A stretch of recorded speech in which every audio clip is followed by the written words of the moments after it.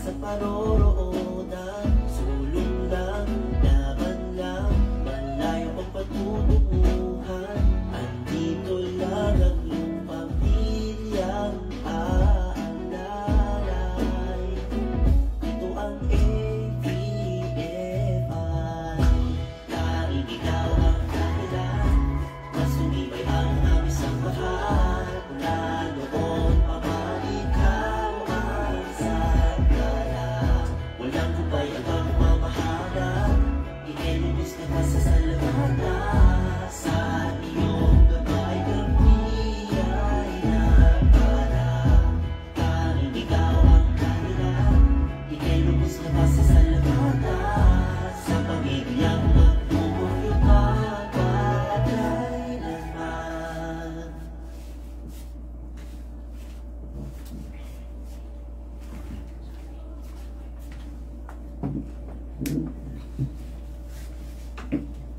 Good evening!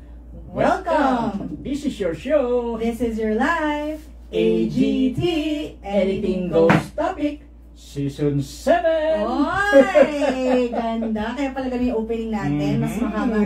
Episode 1! And today is January 3, 2025. And it's Bible Friday. Yeah. Friday naman ang Bible natin. Good evening po sa inyo. Good evening, Tata Bird. Good evening, Anje. Good evening din po sa inyong lahat. Wow! Grabe. Ano na? Agad? Season 7. Nak-7 na tayo, no? 7 seasons Talaga na. rin naman. Opo. Nako, thank you, Lord. Ay, patuloy po. Yung season 6 natin, lumampas ng isang episode, ano? Nasobrahan, naging 101. Oh. Na ano po. Ay, good evening po. Kamusta po kayo? Kamusta po ang New Year? Yeah. Happy Oo. New Year! Happy New Year! Happy New Year! Kamusta ang putukan sa inyo, Tata Bird? Ay, nako. Talagang pinanood ko naman yung mga putukan sa ere. Ang daming mga, ano ang ganda, Maganda. Lesser yung paputok sa ibaba, pero yung sa Opo. taas ang maganda panoorin sa lugar namin. Wow, ganda. Tsaka ano ka, Tata Bird? Pang anong floor ka ba? So maganda po yung view mo. 7. Oy, maganda-ganda Oo. pa rin. Meron lang nakaharang dito sa harap ko na bagong tayo na. Kaya yung sa sideline yung nakikita ko. Pero maganda yung putukan talaga. Opo. May balcony ka ba, Tata Bird? Meron. Pero hindi ka ganda. ano nang basta-basta doon. Hindi ka nga sinarahan kasi. Kaya hindi ko na magamit okay yan. Ayun. At least nag-enjoy. Mm. So nagkanta-kanta ka, di ba, Tata Bird? Ay, Sabi oo. mo. Magkakanya na yan. Nagkakanta ka. Kanta. Wow. Ayan po, good evening po sa inyo. Sana po safe ang New Year niyo. Oo. Lalo na. Ang dami pa rin po nagpaputok ng bata, pero siguro naman. More than 500 data yung sinasabi nila ngayon. Nakalagay sa balita na nagkaroon ng aksidente dyan sa mga paputok na yan. More than 500? Ang sabi, Grabe. maybe more, no? Pero so far yung nakita ko, hindi ko lang alam kung saan yun, kung NCR, Opo. kung what ano yun, no? Grabe. Opo. Ay. Ako talaga, dati noon, no kabataan, nagpapaputok rin ako na payabangan yan noon Opo. Habang medyo nakainom-inom, yan. Yan. Pero since na nakita ko, harapan mismo, yung isang kaibigan ko na naputulan ng 2 daliri, Ay. ayaw ko na. Naku, Tata Bird. Oo, ngayon kwento mong yun, no? Pati yung isa pa, yung kumpare ko naman sa mata naman yung isang mata niya.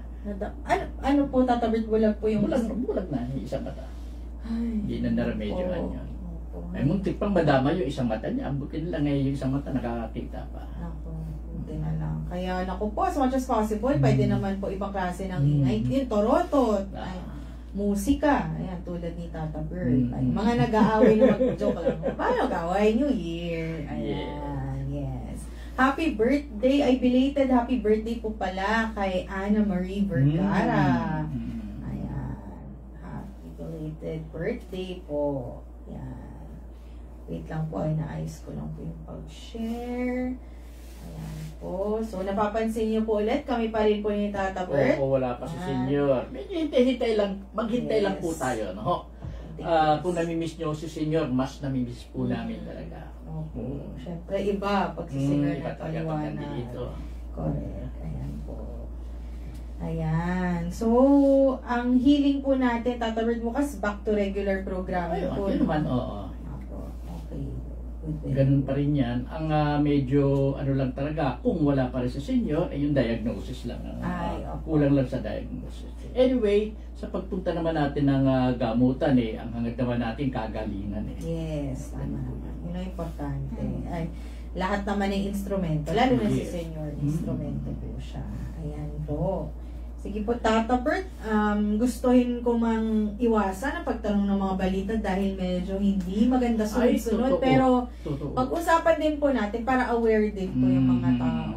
Ayan. So, kamusta, Tata Bert? Yung isa, yung isang terroristic act na nangyayari sa New Orleans, sa USA, na kung Opo. saan 15 katao yung namatay Gosh. at more than a dozen ang nasaktan. Biro mo, ang may gawa pa man, or suspect or may gawa, at least yung may gawa pa lang dahil napatay Opo. nila, no? Opo. Isang ex-military man. Veteran. Isang ex-military man, then siguro nagkaroon ng problema sa isip, masyado niyang inano na rin yung tungkol yung mga activities ng ISIS. Opo. Yan. Ay, ako. Kaya gano'n. Ay, pwede. Yun mo terroristic at na ganyan. New Year na New Year, tapos Opo. ganyan ang ano. Tapos yung mga plane crash, Tata Bert, bukod nga dun sa nangyari sa ano po, no, sa South Korean, sa Jeju Airlines. Yes. Bukod doon, di ba before noon, nag-AGT, Azerbaijan pa lang yung balita mo. Tapos parang the following week, yung Jeju naman. Tapos parang may malfunction naman sa isang plane sa Canada. So, Yan nga. ano nga po ba? Ganun po pag ano no? Pag holidays, ang dami pong ano. Siyempre, nakakalungkot kasi Totoo imbis naman. na kasama na yung mga kamag-anak nila. Ako, ay kami po yung nakikiramay. Iyan na ang magagawa natin dito, makirami talaga sa kanila. Opo, at ipagdasal ang mga kaluluwa. Tata Bert, question po, dun sa Ah. New Orleans, no? Pwede rin pong PTS, Post-Traumatic Stress Disorder, since Army siya. Di ba may mga Pwede. episodes sila Pwede, na pwede, ano? pwede rin, no? Nakakaawa Pwede. din kung ganun man ang dahilan po. Ay, ako po. Grabe yun. Yung videos, ako. Ayan po. Sige po, Tata Bert. Well, ano sa pa po? sports naman, no, so Yan. far may isang nakita ko na magandang balita Okay. para sa Pilipinas. Yung isang magaling na tennis player natin, si Alex Ayala. Opo. Nakapasok siya sa semifinal ng Canberra International. Wow! Pasok siya sa Galing! semifinal. Yan. Congrats po! At tinitingnan ko batang-bata pa ito si Iyala nito. I think napakaganda ng future nito sa larangan ng sports. Sa tennis niya. Ay, batang-bata Bata pa. talaga. Bata pa yan. Opo. Sa bagay na yung mga ganong edad, yun yung talagang malakas Oo. na. So, take the opportunity. Congrats po. Thank you for making us proud. Yeah. Okay po. Sige po, Tata Bert. Yan, isang news din na hindi rin matatawag na maganda yung maraming lugar na naman ang binabaha dahil nga sa tatlong ano nito, weather system na ano, isa yung intertropical convergence zone, yung isa naman ay yung amihan, Opo. at yung isa pa shear line, due to shear line sinatawag na yan. Nagdulot ng pagbaha sa Bicol. Etong lately, malaking ba ang ginawa naman sa sa Mindoro Oriental, no, sa may Pola. Ilang barangay yung sopa sa ngayon, up to now ata lubog pa. Dahil sa mga ano yan. Magtulong-tulong, lalo na po yung mga LGUs sa mga barangay na opisyal. Yan. Tsaka panatilihin natin na laging nag-iingat po tayo. No? Hindi natin malaman talaga kung suddenly bigla na lang babagsak sa atin ang mga ganyang pagbabago na nagdudulot na hindi magandang pangyayari. Maulan. Parang palala na po ng palala yung syempre hindi natin kamay. So patuloy natin alagaan yung kapaligiran natin. Kung yun nga yung mga advice senior dati, magtanim po ng mga puno. Ayan. So, yun talaga ang kulang. Okay po. Yes po, Tata Bert, meron ka pa po? So far, yun lang ang nakalap ko na balita. Opo. Ayan. Ikaw ba meron? Wala. Ganun rin, Tata Bert, Oh, yung yun din, mga oh. bad news. Ang malungkot lang talaga. Ay, naku po, sana. Yung kasi nagsiselebrate ka ng New Year, tapos diba, aksidente. Ang dami po. So, sa mga local naman Tata Bert, yung barilan, saksakan, nasagasaan lang Ay, totoo. Wala po eh. Kumbaga, hindi pwede walang araw na walang aksidente or kasi part yun siguro talaga ng storya nila ng buhay nila. And remember, nalalapit ang tawag nila dito, local election. Oh, yes. At most probably, habang dumarating ang mga yan, may mga pangyayari din na hindi magandang nagaganap. Sana naman wala, no? Opo, sana po wala. Huwag umabot doon sa punto na yung mga followers ng mga kandidato ay magkaroon ng hindi magandang pagkakaunawaan. Ako po. At sana din po, no, yung mga proyektong naitigil na ngayong maitutuloy dahil eleksyon, sana hindi na maging ganun yung rason. Sana, pag tinuloy nyo po, tuloy-tuloy nyo na po yung proyekto. Kasi, grabe lang po talaga. Tapos, yung mga, yun, edukasyon natin, yung healthcare, ano po yung top 3 dapat na fino-focus po natin. So, at saka ng gobyerno. So, sana itong coming election, kahit every year na po natin sinasabi na vote wisely. Oo. Sana naman makapili ng ano talaga, yung karapat-dapat na kandidato. Karapat-dapat na manalo. Actually, pag tinitignan ko yung gobyerno na kondisyon ng gobyerno natin sa kasalukuyan, hindi ako sang-ayon. No? Pero, mas gusto ko kesa sa nakaraan.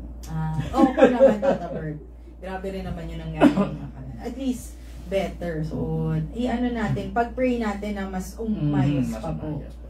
Yan. Tsaka bukod dyan, yung mga ipoboto nyo na magiging legislative department po ng ating bansa or ng legislative branch, no, kung gagawa ng mga batas. Opo. Sana rin po pagkagawa ng batas yung aware din po lahat kasi kahit ewan ko po bigla na lang nalaman kang ay may batas na palang ganito tapos pwede na palang digital yung mga nangyayari. So yun po, sana po gawing maayos. Sa gadyang usapan, namimiss ko si Senior talaga. Oo, ang ganda kasi ng mga ano niya dyan, mga sinasabi niya Okay. with regards to sa election. Diyan natin namimiss si Senior. Mm. Anyway, ilang buwan pa naman ang election. No? Who knows? Yes. Mali yan, next week. Suddenly, kakatok na lang po dyan ng isang tao. Pag bukas natin ang pinto, si Senior pa lang. Wow! Surprise! Alam po. Mali next week, ba? Walang samang mag-wish at magdasal. Ayan. Pati ko lang po, Tata Bert, ang ating mga viewers. Hello po kay Miss Jocelyn Bongayan, Tita Nitz, Ate Evelyn Ikban, ayan, si Kuya Pedro, hello po. Miss Wani Fernandez Montes, LGRM, Ate Marlene, ayan, kamusta po kayo lahat? Salamat po sa panunod. Happy New Year. So, sa mga bagong pasok po, season 7 na po tayo, Bilis. 4 years, pero naka 7 seasons tayo. Okay na. Kasi, pinaspasan natin yung AGT ng mga unang 2 taon. Kaya, tayo, marami na tayong season. Ayan. Ngayon po, siguro po matatapos na namin ni Tata Bert kasi kung parati po kayo nunod na AGT, alam niyong Salmo 119 pa rin, 119 pa rin ang chapter. Haba itong nito, no? Haba ng chapter. Bukod sa mahaba yung libro, ito, mahaba po yung chapter. So, ayun. Ito kaya pinakamahaba na ng Salmo, no? Mukha po. Or baka mismong chapter, Tata Bert, ng buong Bible, baka ito po, no? Posible, no? Kasi Tama. Ayan. Kaya mapapansin niyo po, yung tono ko, kung ano-ano na lang po. Tinatry ko pong i-in-tune kay Tata Bert sa tono niya para hindi po kayo malito. Pero feeling ko malilito pa rin po kasi ako po yung singer. Ayan po. So, ano pa po ba? May mga balita pa po ba? Hello po, Miss Denden Ramos. Hi, Denden. Hello po, hello. Ayan.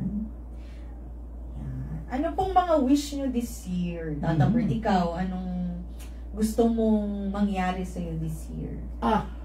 Actually, hindi para sa akin Ang unong wish ko, makabalik na sana sa atin si Senior as early as possible. Yun na lang. Yes. Correct ka Focus ko doon sa wish ko na yun.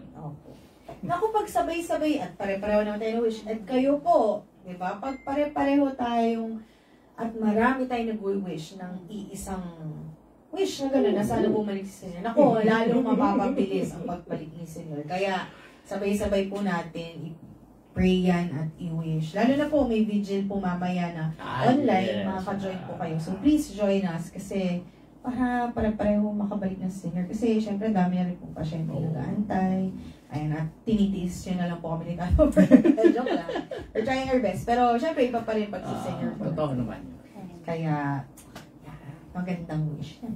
Yun din wish ko. Kahit yung sumbong. Lahat. Ayan. Okay. Ayan po. Wala na po ba kayong mga ibang comment or tanong? Sabihin mo lang, Tata Bern, gusto mo na po mag-start? Siguro, pwede. Okay, sige po. Sorry, Tata Bern, ikaw po ulit una dahil ituturo ko. Sorry po. So, nag-stop, hinati-hati po namin yung pagkanta po ng Salmo 119 dahil nga po madaming verse. At sa mga bago lang po nanonood, chapter by chapter po namin binabasa yung Bible kasi ganun po talaga pag nagbabasa ka ng libro para malaman mo yung umpisa at yung ending. Ngayon po, yung Salmo or Psalm ay ikinakanta po namin dahil ginawa po talaga siyang kanta ni David at ng iba pong mga iba't ibang tao. So, dapat lang po talaga siyang kantahin. Tama yan. Okay po. Medyo lakihan mo yung... Ay, sorry, Tata Bert. Ibababa ko na lang po. Ayan. Yeah. Okay po. Ayan, so pagpatuloy po namin, verse 129. Verse po verso. 129 na po kami. Paghahangad na sundin ang kautusan ni Yahweh. Lubos akong humahanga sa bigay mong mga turo. Lahat aking iingatan, susundin ng buong puso. Ang liwanag ng turo mo'y nagsisilbing isang tanglaw. Nagbibigay dulong ito sa wala pang karanasan. Halos humihingal ako dahilan sa kasabikan na mata mo yaong aking minimithing kautusan. Ako'y iyong kahabagan, ngayon ako ay lingapin, at sa mga taong dapat itulad mo ang pagtingin sang ayon sa pangako mo. Wag mo akong hayaang mahulog sa gawang mali at ugaling mahahalay. Sa sinumang naghahangad na ako ay alipinin, iligtas mo ang lingkod mo't ang utos mo ang susundin. Sa buhay ko'y tumanglaw ka't ako ay pagpalain, at ang iyong mga utos ay ituro mo sa akin. Parang agos na ang batis, ang daloy ng aking luha, dahilan sa mga taong sa utos mo'y sumisira.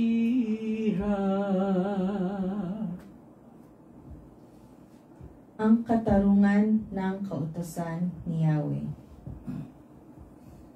Matuwid ka, O Yahweh, matapat ka nga at banal, matapat ang tuntunin mo sa bigay mong kautusan.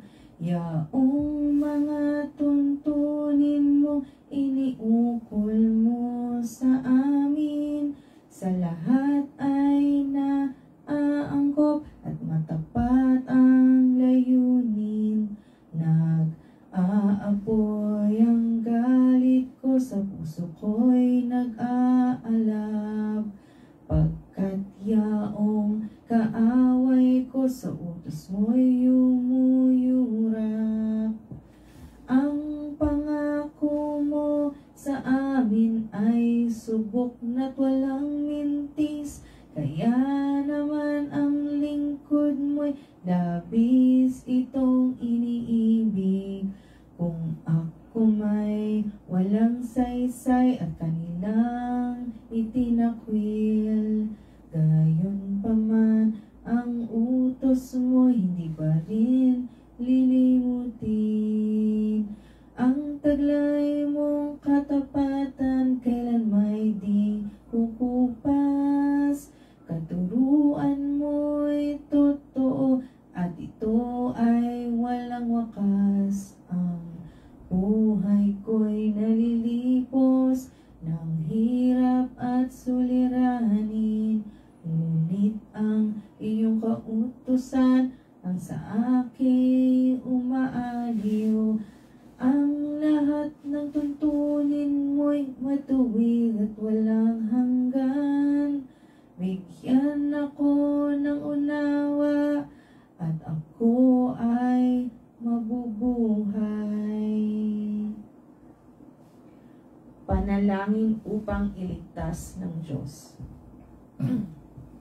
Buong pusong tumatawag itong iyong abang lingkod.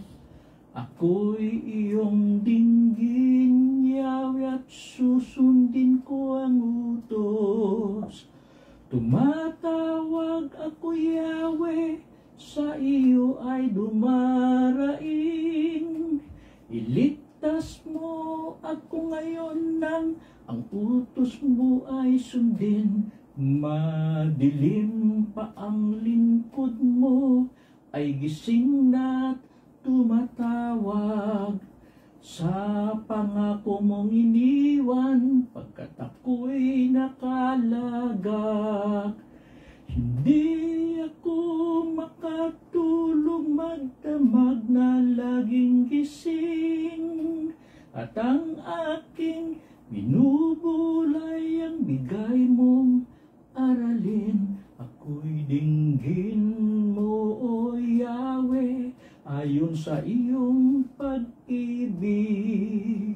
Iligtas mo ang buhay ko, yamang ikaw ay matuwid. Palapit na ng palapit ang sa akin umuusig. Mga taong walang galang sa utos mong sakdal tuwid. Ngunit ikaw, O Yahweh, ay malapit sa piling ko. Ang pangakong binitiwan mo sa akin ay totoo. Iyang mga tuntunin mo'y matagal ng aking talus. Ang utos na ginawa mo'y walang hanggang mga utos. Panalangin upang maligtas. Ang taglay kong paghihirap ay masdan mo at lunasan, pagkat aking sinusunod ang banal mong kautusan. Ako ay iyong ipagtanggol at ako ay tubusin, dahil iyan ang pangakong binitiwan mo sa akin. Iyang mga masasamay tiyak na di maliligtas, dahilan sa kautosang hindi nila ginaganap. Sa iyong habag, O Yahweh, ay wala nang makapantay. Kaya ako ay iligtas ayon sa iyong kapasyahan. Kay rami ng kaaway ko at mga mapangalipin, ngunit ang iyong kautusan ay patuloy kong susundin. Nagdaramdam akong labis kapag aking namamasdan, yaong mga taong taksil na laban sa kautusan. Nalalaman mo, O Yahweh, mahal ko ang iyong utos. Iligtas mo ako ngayon sa pag-ibig mong taos. Ang ubod ng kautos ay batay sa katotohanan. Ang lahat ng tuntunin mo'y pawang walang katapusan. Pagtatalaga sa kautusan ni Yahweh. Mga taong namumuno na kulang sa katarungan, usigin man nila ako'y susundin ko'y iyong aral. Dahil lang sa pangako mo nagagalak yaring buhay. Katulad ko ay taong nakatungklas noong iniyaman sa anumang di totoo. Muhi ako't nasusuklam. Ang tunay kong iniibig ay ang iyong kautusan. Araw-araw 7 beses akong nagpapasalamat sa lahat ng kahatulan. Matuwid mong iginawad ang magmahal sa utos mo'y mapayapa-yaong buhay. Matatag ang taong ito at hindi na mabubuwal. Hinihintay kita, Yahweh, upang ako ay iligtas. Ang lahat ng iyong utos ay aking ngang tinutupad. Tinutupad ko ang utos at lahat mong mga aral. Buong pusong iniibig ang buo mong kautusan. Sinusunod ko ang iyong kautus at mga aral. Ang anumang gawain ko ay dito mo't namamasdan. Panalangin upang tulungan ng Diyos. O Yahweh, tanggapin mo ang daing ko na tulungan at ayon sa pangako mo pang-unawa ko'y bigyan. Hayaan ang dalangin ko ay dumating sa'yo, O Diyos, sang-ayon sa pangako mo. Iligtas ang iyong lingkod, ako'y laging mapupuri. Lagi kitang pupurihin, pagkat ako'y tinuruan ng aral mo at tuntunin mo. Dahilan sa pangako mo, ako ngayon ay aawit, sapagkat ang iyong utos ay marapat at matuwid. Umanda ka sa pagtulong, ito'y aking kailangan, sapagkat ang susundin ko'y ang utos mong ibinigay. Nasasabik ako, Yahweh, sa pangakong pagliligtas. Natamo ko sa utos mo ang ligaya at ang galak. Upang ako ay magpuri, ako'y bigyan mo ng buhay. Matulungan nawa ako ng tuntunin mo at aral, para akong isang tupa na nawala at nawalay.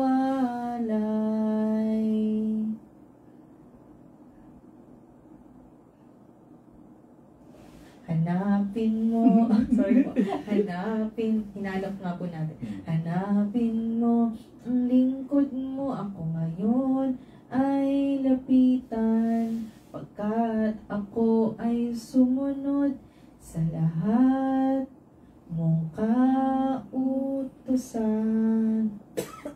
Ito po ang salita ng Diyos. Salamat sa Diyos. Sige po. Inubo ka, natapos na. Doon, nailabas ko lang. Sorry po, excuse me. Ayun po. Natapos na po namin ang chapter 119. So, may oras pa tayo tatapos. 30 minutes pa pala.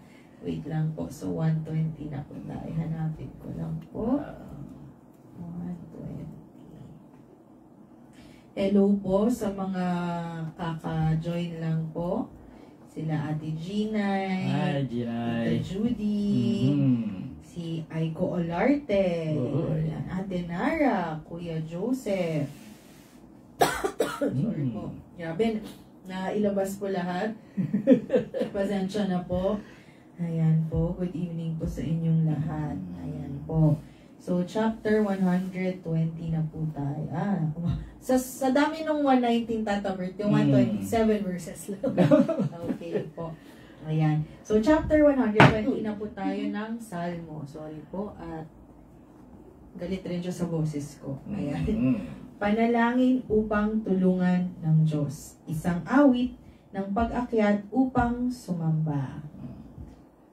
Nang ako'y mangahib, kay Yahweh dumaing, dininig niya ako sa aking dalangin, sa taong di tapat, gawain manlinlang, Yahweh ligtas mo't ako'y iyong isang galang, sa kamay ng Diyos, kayong sinungaling, ano kayang parusa ang inyong kakamtin? Tutudlain kayo ng panang matalim at idadarang pa sa may bagang uling. Ako ay kawawa, ako ay dayuhan sa Meshek at Kedar. Ako ay namuhay, matagal-tagal din ako'y nakapisan nang hindi mahilig sa kapayapaan, kung kapayapaan ang binabanggit ko, pakikipagbaka ang laman ng ulo. Yan. Ito po ang salita ng Diyos. Salamat sa Diyos. Ano pa natin tatabert, tsaka na po tayo mag-explain lahat po. At Okay. maiksi naman po. Ganun din naman ang ano. Sige po. Ayan. Halos isa lang ang nilalaman. Apo. Chapter 121, si Yahweh ang ating tagapagtanggol. Isang awit ng pag-akyat upang sumamba. Doon sa mga burol, ako ay napatingin. Sasaklolo sa akin, saan mang gagaling ang hangad kong tulong, kay Yahweh magmumula sa Diyos na lumikha ng langit at ng lupa. Di niya ako hahayaang mabuwal, siya'y di matutulog. Ako'y babantayan, ang tagapag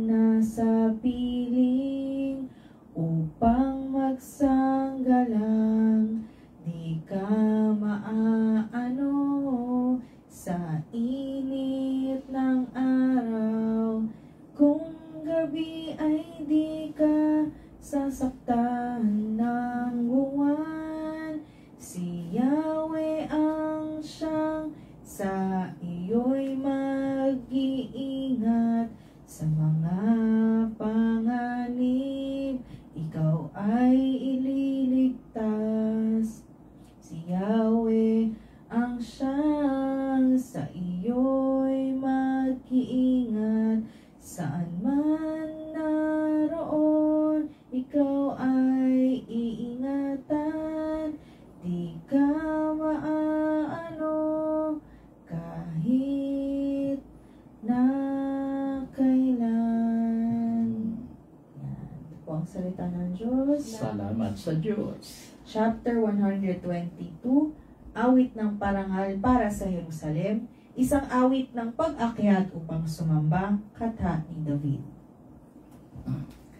Ako ay nagalak nang sabihin nila, pumunta na tayo sa bahay ni Yahweh. Sama-sama kami matapos sapitin ang pintuang lungsod nitong Jerusalem.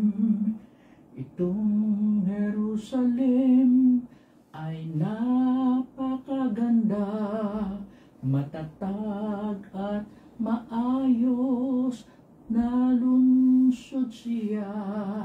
Dito umaahon ang lahat ng angkan, lipi ni Israel, upang manambahan ang hangad. Si Yahweh ay pasalamatan, pagkat ito'y utos na dapat gampanan. Doon din naroon ang mga hukuman at trono ng haring hahatol sa tanan. Ang kapayapaan nitong Jerusalem, sikapin kay Yahweh ito'y idalangin.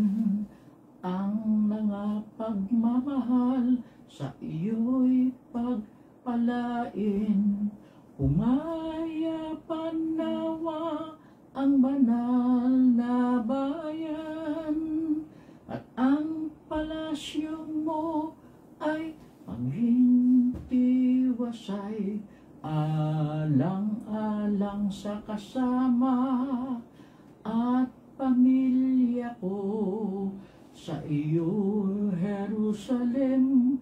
Ang sabi ko ito, kapayapa ay laging sumaiyo, dahilan sa bahay ni Yahweh ating Diyos. Ang aking dalangin, umunlad kang lubos. Ito po ang salita ng Diyos. Salamat sa Diyos. Chapter 123, panalangin upang kahabagan, isang awit ng pag-akyat upang sumamba. Ang aking pangmasid doon nakatuon sa luklukang trono mo, o Panginoon. Tulad ko'y alipin, ang inaasahan ay ang amo niya para sa patnubay. Kaya tuloy-tuloy ang aming tiwala, hanggang ikaw, Yahweh, sa aming maawa. Mahabag ka, Yahweh, kami kaawaan, labis na paghamak aming naranasan. Kami hinahamak ng mga mayaman, laging kinukot niya, kahit noon pa man ng mapang-aliping taong mayayabang. Ito po ang salita ng Diyos. Salamat sa Diyos. Chapter 124, Ang Diyos ang tagapagtanggol ng kanyang bayan. Isang awit ng pag-akyat upang sumamba, katha ni David. Ano kaya't kung si Yahweh ay di pumanig sa atin? O Israel, ano kaya yaong iyong sasabihin? Kung ang Diyos na si Yahweh sa amin ay di pumanig, noong kami sa lakay ng kaaway na malupit, maaaring kami noon ay nilamon na ng buhay sa silakbo ng damdamin at ng galit na sukdulan. Maaaring kami nooy natangay na niyong agos, naanod sa karagatay, tuloy-tuloy na nalunod sa lakas ng agos nooy, naludlot nga kaming lubos.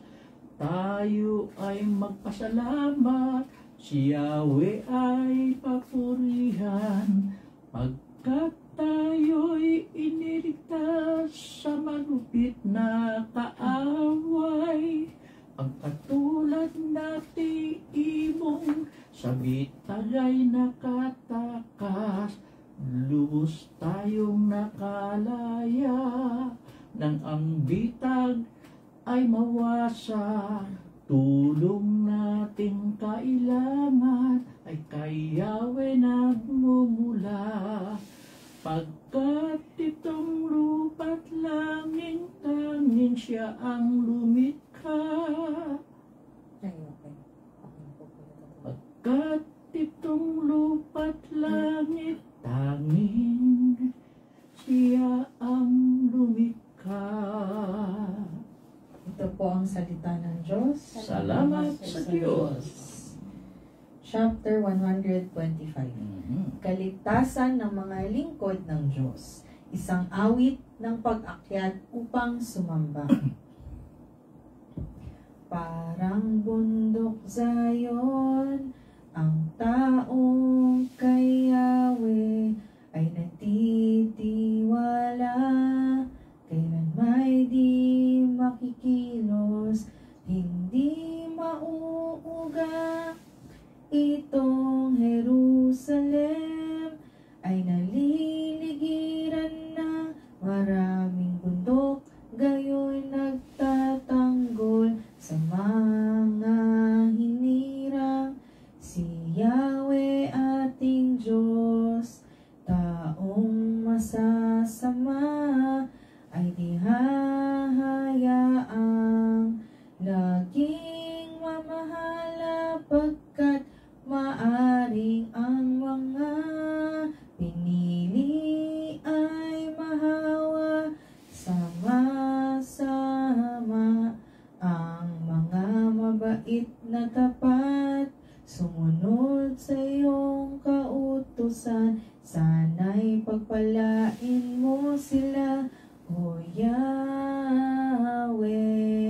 sa kanilang buhay. Ngunit ang masama sa kanilang hilig, iyong parusahan. Parusahan sila dahil sa diwasto nilang pamumuhay ay iyong parusahan. Kapayapaan para sa Israel, kapayapaan para sa Israel. Ito po ang salita ng Diyos. Salamat sa Diyos. Chapter 126, Panalangin upang iligtas ng Diyos. Isang awit ng pag-akyat upang sumamba.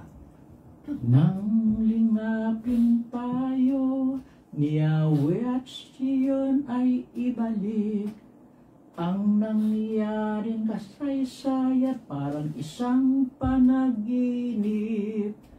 Lahat tayo ay natuwa, masasayang nagsiawit. Ang sabi ng mga bansang nagmamasid sa paligid, tunay na dakilag ginawa ni Yahweh para sa kanila. Dakilang ang masasabi, pambihira ang ginawa.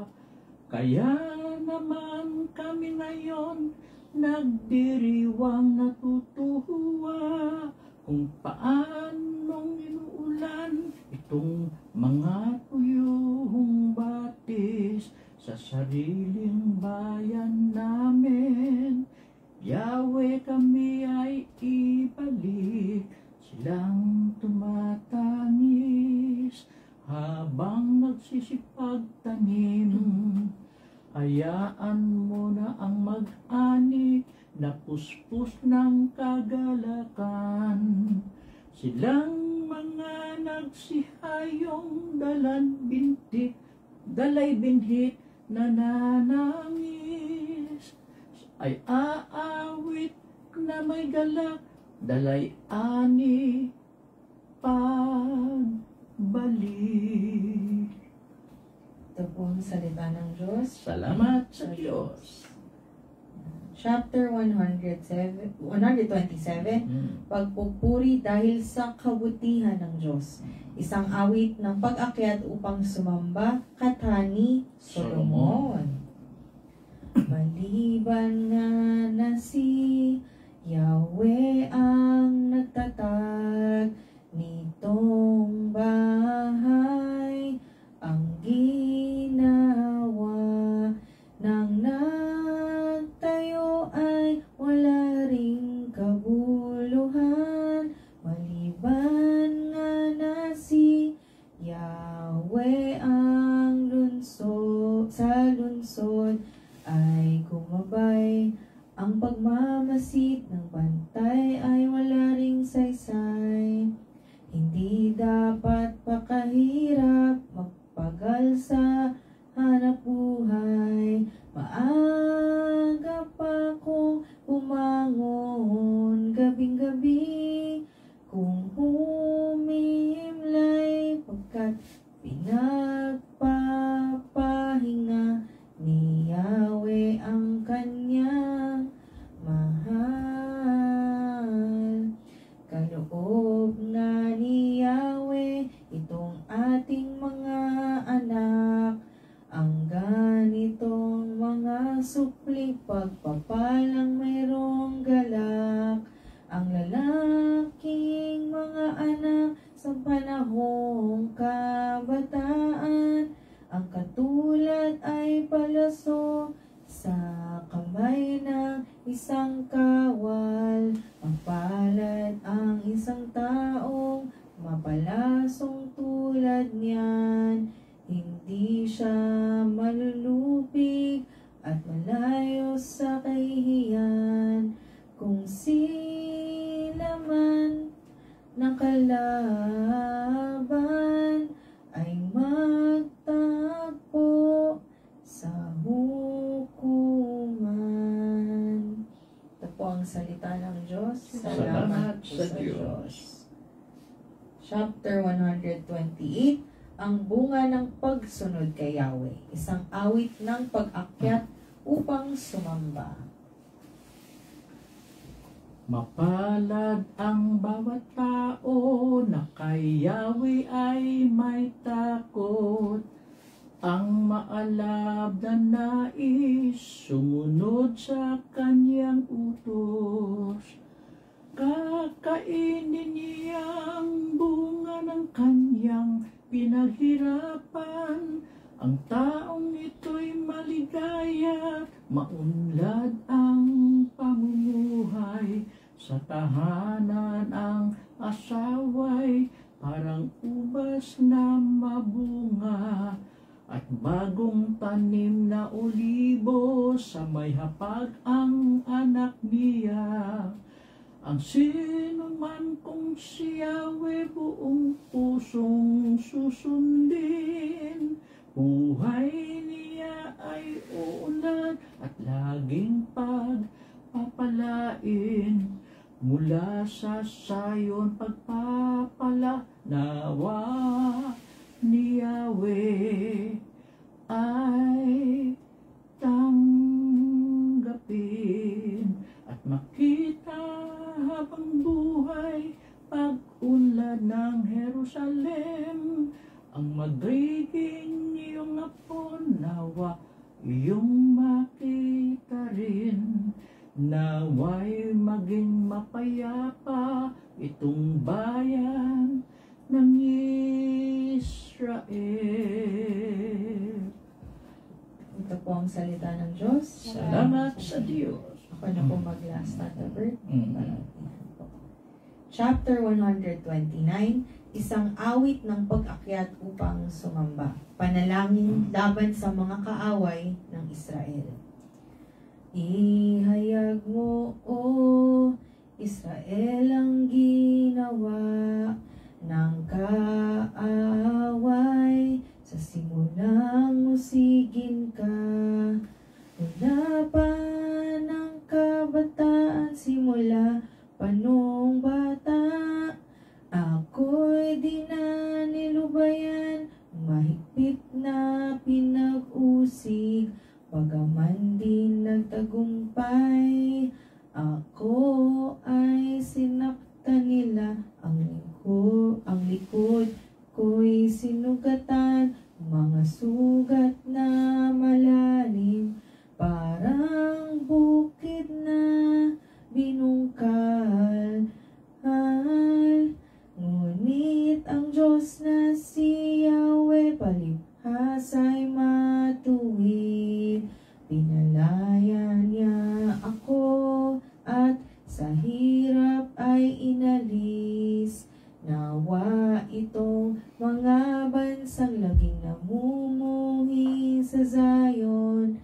Sa labanan ay malupig, mapahiyan, mapaurong, matulad sa mga damong tumubo sa mga bubong, natutuyong lahat ito.